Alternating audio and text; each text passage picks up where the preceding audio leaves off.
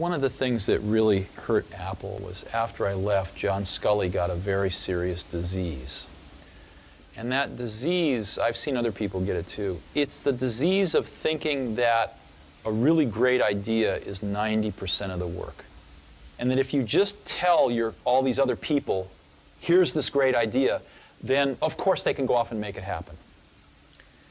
And the problem with that is that there's just a tremendous amount of craftsmanship in between a great idea and a great product.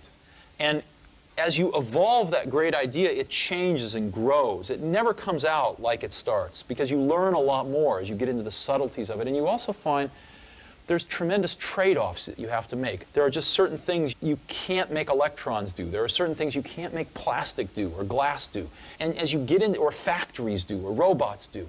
And as you get into all these things, designing a product is keeping 5,000 things in your brain, these concepts, and fitting them all together in continuing to push to fit them together in new and different ways to get what you want.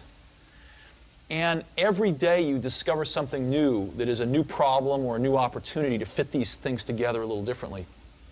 And it's that process that is the magic.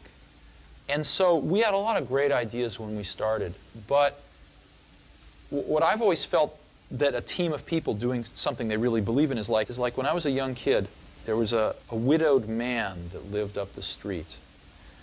And he was in his 80s. He's a little scary looking. And I got to know him a little bit. I think he might have paid me to mow his lawn or something. And one day he said, "Come on into my garage, I want to show you something." And he pulled out this dusty old rock tumbler. And it was a motor and a coffee can and a little band between them. And he said, "Come on with me." We went out to the back and we got just some rocks, some regular old ugly rocks. And we put them in the can with a little bit of liquid and a little bit of grit powder.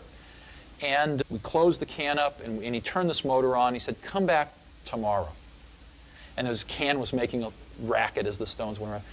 And I came back the next day, and we opened the can, and we took out these amazingly beautiful polished rocks. The same common stones that had gone in through rubbing against each other like this, creating a little bit of friction, creating a little bit of noise, had come out these beautiful polished rocks. And that's always been, in my mind, my metaphor for a team working really hard on something they're passionate about, is that it's through the team, through that group of incredibly talented people, bumping up against each other, having arguments, having fights sometimes, making some noise, and working together, they polish each other. And they polish the ideas, and what comes out are these really beautiful stones.